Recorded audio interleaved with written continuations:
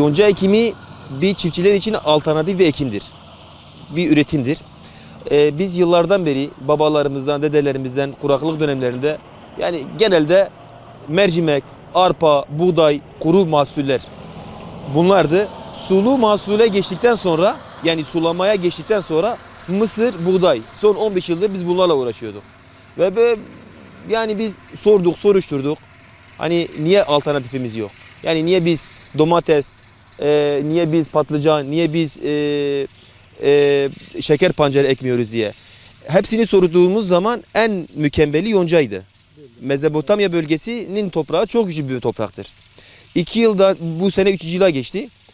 Geçen sene biraz sulamada sıkıntımız oldu. Elektrikle alakalı biraz sıkıntılarımız oldu.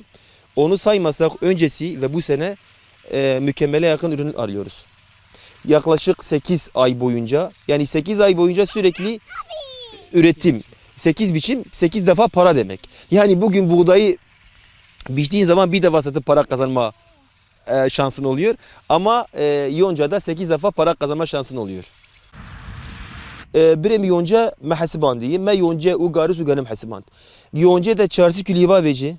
O genime de şesi diba veci. O garise de ton usedi ba veci. Ama ortalama fiyat ortalama verim vani %40 yonca çeşidir.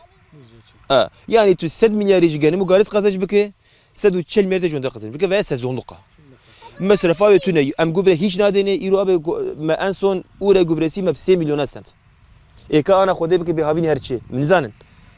Dolar friya, euro friya, yuvanak dolar vazine. Ve elhamdülillah gübre ve tüneyi. Gükurum ne kevni? Em ilacı nakın. Gükurum ne kevi. Ukte kevi ilaca veji. Yani bavar bike hama serese dolmi 4 milyar ilaca veyi. Avji bir defaya mahsus emliyetin. Her biçimi bir defaya mahsus.